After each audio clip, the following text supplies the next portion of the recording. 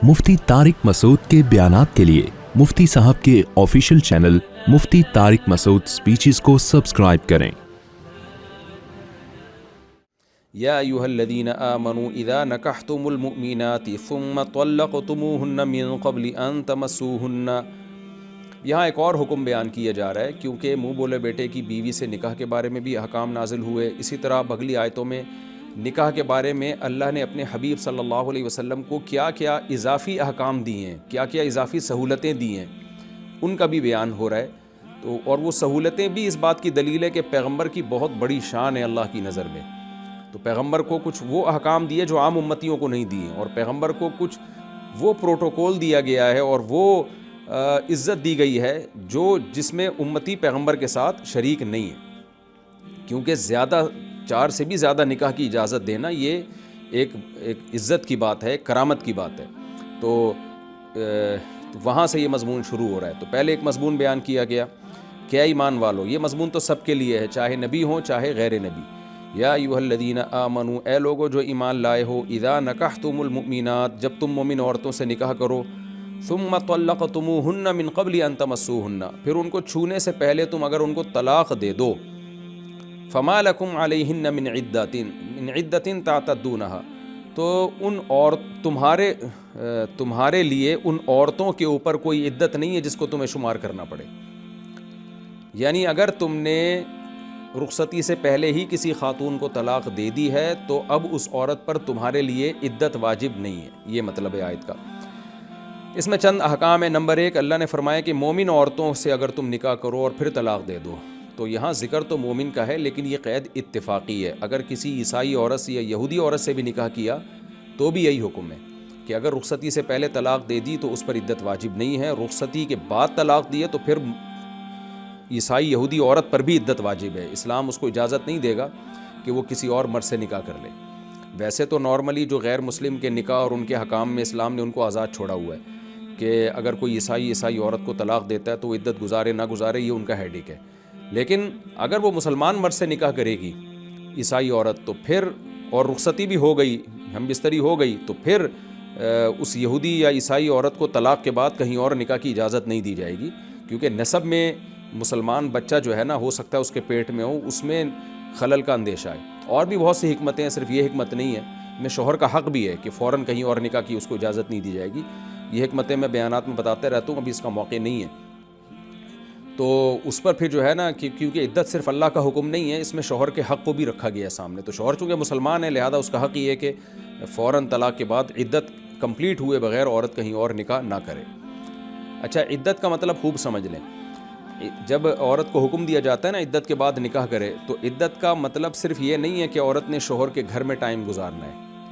असल तो यही है कि औरत शोहर के घर में टाइम गुजारेगी और नान नफ़क़ा इस दौरान शोहर के ऊपर ही होगा। लेकिन अगर औरत ने गुनाह किया और शोहर के घर के बाहर कहीं इद्दत गुजार ली उसने, लेकिन 3 मेंसेस जब गुजरेंगे तो इद्दत का टाइम पूरा हो जाएगा, तो गुनाह तो होगा कि घर में क्यों बाउंड नहीं हुई, लेकिन वो निकाह बहरहाल कहीं और कर सकती है। तो इद्दत का मतलब है इद्दत का टाइम, अगर टाइम गुजर गया तो इद्दत गुजारी हो या ना गुजारी हो, उसके लिए कहीं और निकाह करना हलाल हो जाता है। जैसे किसी शख्स का इंतकाल हो गया, तो इंतकाल के बाद उसके बीवी की इद्दत है 4 महीने 10 दिन।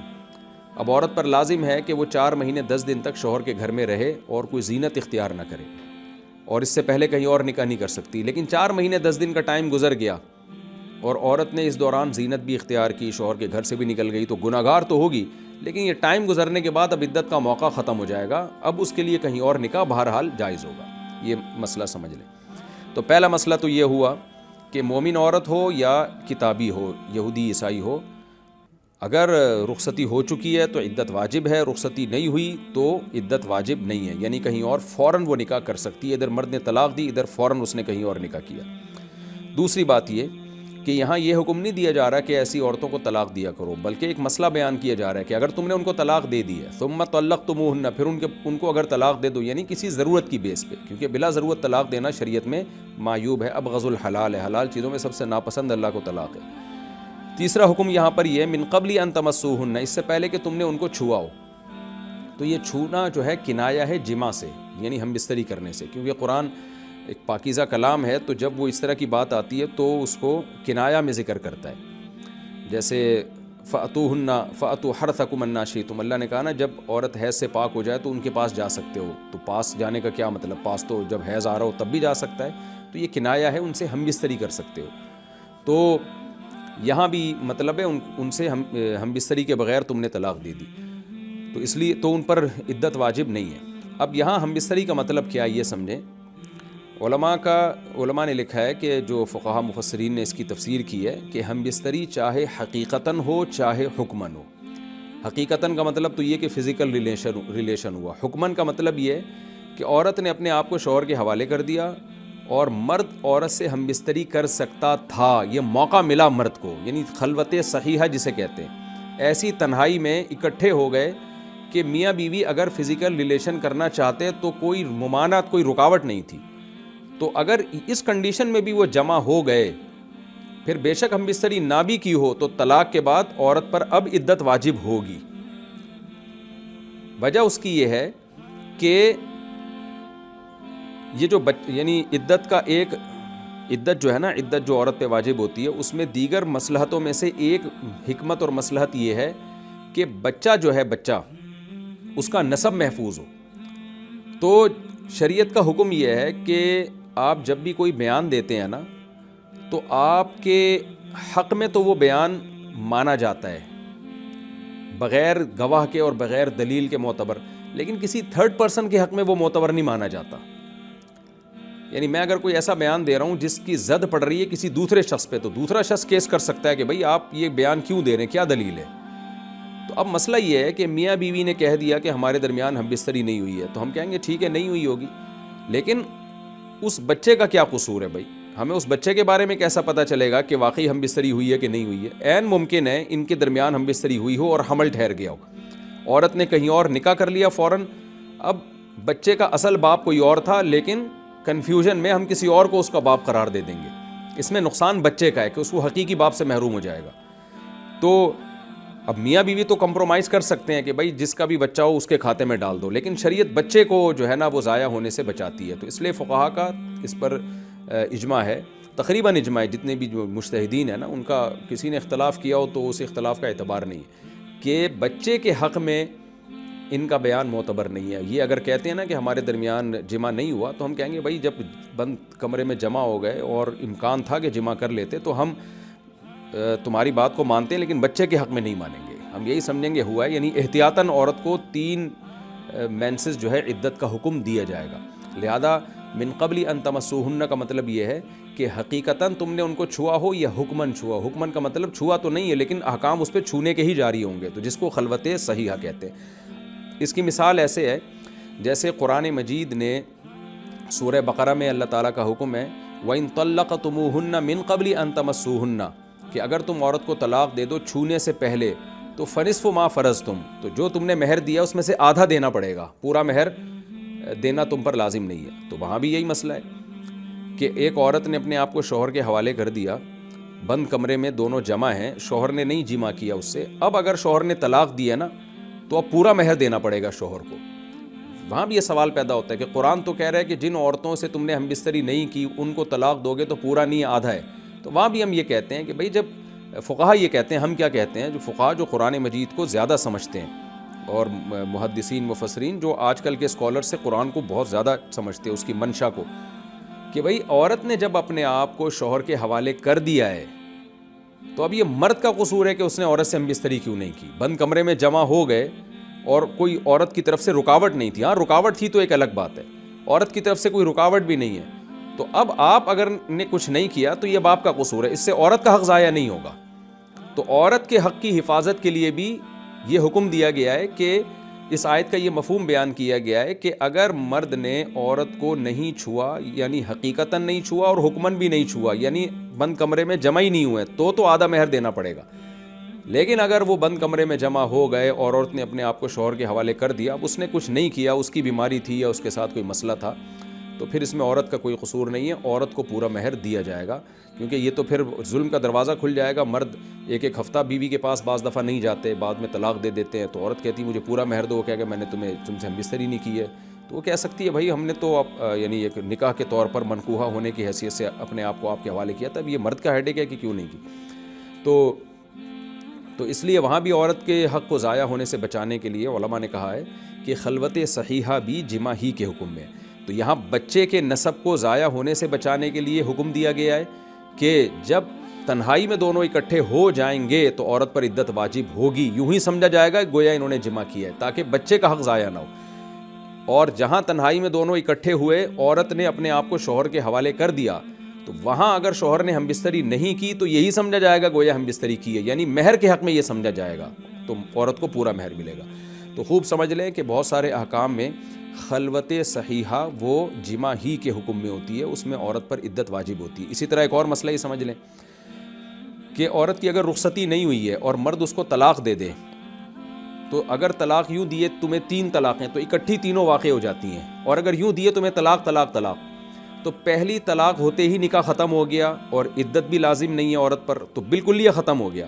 اب جب دوسری دفعہ طلاق کا لفظ اس نے اناؤنس کیا تو یہ عورت اجنبی بن چکی ہے, لہذا وہ دوسری طلاق ضائع ہو جائے گی, واقع نہیں ہوگی, تیسری بھی ضائع ہو جائے گی.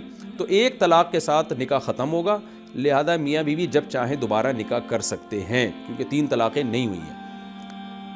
یہ مسئلہ ہے. لیکن اگر میاں بیوی نے تنہائی میں ٹائم گزار لیا, پھر اگر شوہر نے بیوی کو یوں طلاق دی, یعنی جمع نہیں ہوا دونوں کے درمیان, لیکن شوہر نے بیوی کو کہا تمہیں طلاق ہے طلاق ہے طلاق ہے, اس طرح 3 طلاقیں, تو تینوں واقع ہو جائیں گی حالانکہ جمع نہیں ہوا. تو وہاں بھی یہی وجہ ہے کہ اس بات کا امکان ہے کہ بھئی یہ ہو سکتا ہے حلالہ کی جو ہے نا وہ بچنے کے لیے, جو جائز حلالے کی بات کر رہا ہوں, ناجائز حلالے کی بات نہیں کر رہا میں, کہ یہ دونوں نے مکمکا کر لیا ہو کہ ہمارے درمیان کچھ بھی نہیں ہوا لہذا ایک طلاق واقع ہوئی ہے. تو وہاں چونکہ شریعت کا حق ہے, شریعت عورت کو اجازت نہیں دیتی شوہر کے پاس دوبارہ جانے کی اگر شوہر ہم بستری کر چکا ہے, تو وہاں ان کی بات کا اعتبار نہیں کیا جائے گا. یوں کہا جائے گا ٹھیک ہے بھئی ہو سکتا ہے آپ سچ بول رہے ہو, لیکن تینوں طلاقیں واقع ہوں گی کیونکہ میاں بیوی بند کمرے میں جمع ہوئے تھے. ابھی آپ کہہ رہے ہو کہ دونوں ہم بستری نہیں ہوئی, لیکن ہمیں اس بات کا علم نہیں ہے, ہم ظاہر کو دیکھیں گے. ظاہر یہی ہے کہ جب مرد اور عورت کو کوئی بیماری بھی نہ ہو اور کوئی رکاوٹ بھی نہ ہو اور وہ دونوں بند کمرے میں جمع ہوں تو یہ بہت مشکل ہوتا ہے کہ دونوں جمع نہ کریں, دونوں مرد جو ہے وہ عورت سے اپنی ڈیزائر پوری نہ کرے, اپنی خواہش پوری نہ کرے. یہ بہت, اس کا وقوع بہت ہی شاذ و نادر ہے. تو ہم یہی سمجھیں گے کہ بھئی عورت کو مہر تو آدھا ملے گا کیونکہ عورت خود اعتراف کر رہی ہے کہ بھئی میں نے اس کو قریب نہیں آنے دیا, تو اس لیے عورت کو مہر تو آدھا ملے گا, لیکن کیونکہ عورت کے خلاف اس کی زبان کا, اس کی بات کا اعتبار کیا جائے گا. لیکن 3 طلاق کے حق میں ان کی باتوں کا اعتبار نہیں کیا جائے گا بلکہ تینوں طلاقیں واقع ہو جائیں گی. تو یہ میں یہ بتانا چاہ رہا ہوں, جو مسئلہ سمجھانا ہے کہ خلوت صحیحہ جو ہے نا, خلوت صحیحہ, صحیحہ کا مطلب فاسد خلوت نہ ہو. بعض دفعہ تنہائی تو ہوتی ہے لیکن ہم بستری سے بہت سی چیزیں رکاوٹ بنی ہوئی ہوتی ہیں, تو اس تنہائی کا اعتبار نہیں ہے. باقی اس کے تفصیلی احکام فقہ کی کتابوں میں. تو اور یہ جو آج کل کے نئے نئے اسکالرز آ رہے ہیں ان کو کچھ بھی بیچاروں کو نہیں پتہ ہے, نہ خلوت صحیحہ کا پتہ ہے, نہ فاسدہ کا پتہ ہے, نہ کچھ شریعتی, لیکن بنے ہوئے ہیں اور ایسے لوگوں کو قرآن کی غلط تفسیریں بیان کر رہے ہیں کیونکہ انہوں نے باقاعدہ پراپر وے میں پڑھا نہیں ہوتا. تو اللہ ان کے شر سے ہمیں محفوظ رکھے. عدت کے حکام بھی چینج کر دی اب تو بہت سے آج کل کے اسکالرز نے, جو حالانکہ قرآن میں وہ منصوص ہیں. تو خلوت صحیحہ بھی بہت سے احکام میں ہم بستری ہی کی طرح ہوتی ہے. تو یہاں بھی یہ مسئلہ ہے کہ اگر خلوت صحیحہ کے بعد مرد نے عورت کو طلاق دی ہے تو پھر عورت پر عدت واجب ہے.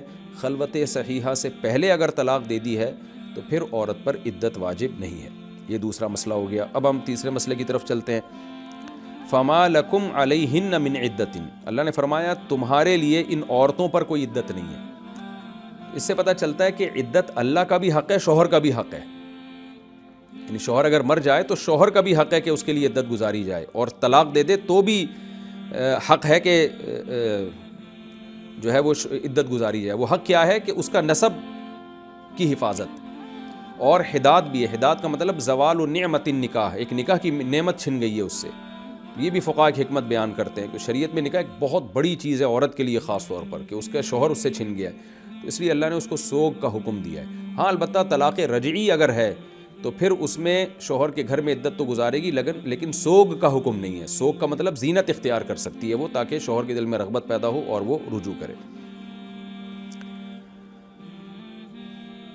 آگے اللہ تعالیٰ فرماتے ہیں فَمَتِّعُوهُنَّ وَسَرِّحُوهُنَّ سَرَاحًا جَمِيلًا. فَمَتِّعُوهُنَّ, ہاں یہ ضرور ہے کہ مہر واجب نہیں ہے لیکن کچھ مال و متاع ان کو دینا ہے. وہ مال و متاع سورہ بقرہ میں اس کی ڈیٹیل گزر چکی ہے. وہ مال و متاع یہ ہے کہ اگر مہر مقرر کیا ہوا تھا تو آدھا مہر دینا ہے, اور اگر مہر سرے سے تھا ہی نہیں تو ایک جوڑا دینا ہے عرف کے مطابق, جس کی تفسیر میں سورہ بقرہ میں ڈیٹیل سے بتا چکا ہوں. اور صحابہ میں عادت یہ تھی کہ بہت زیادہ مال و متاع دے دیا کرتے تھے, وہ متعوہن کو علی طلاق رکھتے تھے. اور آگے فرمایا وَسَرِّحُوهُنَّ سَرَاحًا جَمِيلًا, اور ان کو آزاد کر دو, آزاد چھوڑ دو, اچھے طریقے سے آزاد کرنا. اچھے طریقے سے آزاد کرنے کا کیا مطلب ہے کہ مہر نہ دبا کے بیٹھ جاؤ. ایک بات, کوئی اگر ان کی طرف سے تحفہ یا گفٹ ملا ہے تو جبراً اس پہ قبضہ نہ کر لو. ہوتا ہے نا کہ جو وہ یعنی لیا اس چکر میں ہوتا ہے. بعض دفعہ یہ ہوتا ہے اس کو کہیں اور شادی نہیں کرنے دے رہے ہوتے, تو یہ بھی ہے کہ اس یعنی بدنام کر کے, تو زبان سے بھی اذیت نہ دو. آج جیسے ہو رہا ہے طلاق دینے کے بعد اس مطلقہ کو اتنا ذلیل کیا جاتا ہے, اتنا بدنام کیا جاتا ہے, وہ بھی کر رہی ہوتی ہے, یہ بھی کر رہے ہوتے ہیں, تو یہ ان سب چیزوں سے اللہ نے پابندی لگائی. اور ایک اہم بات اس میں ہمیں یہ بھی پتہ چلی, اس تصریح کہتے ہیں آزاد چھوڑ دینا, تو اس سے پتہ چلتا ہے کہ عورت باؤنڈ ہوتی ہے. یہ جو آج کل کے اسکالرز آ رہے ہیں نا, جن کو نہ قرآن کا پتہ نہ حدیث کا پتہ, ترجمے تک غلط کر رہے ہوتے ہیں, جو یہ کہہ رہے ہیں کہ عورت کو بھی خلا سے طلاق لینے کا حق ہے, کورٹ سے طلاق لینے کا حق ہے. اس میں بھی نفی ہو رہی ہے کہ عورت آزاد نہیں ہوتی. جب مرد طلاق دے گا تو آزاد ہوتی ہے, تو جو آزاد نہیں ہوتا اس کے پاس کیسے رائٹ ہو گیا کہ وہ جب چاہے آزاد ہو جائے؟ تو پھر آزاد تھوڑی ہوا, پھر تو وہ مرد اور عورت اس بارے میں سیم ہو گئے. تو قرآن میں جہاں بھی خود طلاق کا لفظ, طلاق کا مطلب ہی آزادی ہے, تو مرد پہ طلاق واقع نہیں ہوتی, اس لیے کہ مرد تھوڑی عورت کا مملوک ہوتا ہے. عورت مملوک سے مراد باندیوں والی ملکیت نہیں, نکاح والی ملکیت مرد کی حاصل ہوتی ہے. تو مرد کے پاس یہ رائٹ ہے, آپ کی جو چیز ہوگی تو آپ کے پاس یہ رائٹ ہوگا کہ آپ اس کو اپنی ملکیت سے نکالیں یا نہ نکالیں, کسی دوسرے کے پاس یہ رائٹ نہیں ہے. تو عورت کے پاس تو ویسے ہی نہیں ہے یہ رائٹ. ہاں, فسخ نکاح کی چند صورتیں جو میں بتاتا رہتا ہوں جہاں خاص نوعیت کا ظلم ہو رہا, وہ ایک الگ صورت ہے. لیکن اس آیت سے بھی پتہ چلتا ہے اور طلاق کی آیتوں سے بھی پتہ چلتا ہے کہ نکاح ختم کرنے کا حق عورت کے پاس نہیں ہے, کیونکہ عورت باؤنڈ ہے, مرد اس کو آزاد کرے گا. تو آزادی کا لفظ بتا رہا ہے کہ جب مرد دے گا تو وہ آزاد ہوگی, اس سے پہلے وہ آزاد نہیں ہے, وہ نکاح کی پابندیوں میں جکڑی ہوئی ہے, گو کہ وہ پابندیاں اس کے فائدے کے لیے. اس لیے اللہ فرماتے ہیں کہ سرحوہن سراحا جمیلا, تو تم ان کو اچھے طریقے سے آزاد کر دیا کرو, یعنی اپنے نکاح سے آزاد کر دیا کرو. تو پتہ چلا کہ وہ نکاح سے پہلے آزاد نہیں تھی. یہ حکم تو جنرلی سب مسلمانوں کے لیے تھا کہ رخصتی سے پہلے طلاق ہو تو عورت پر عدت واجب نہیں ہے. اب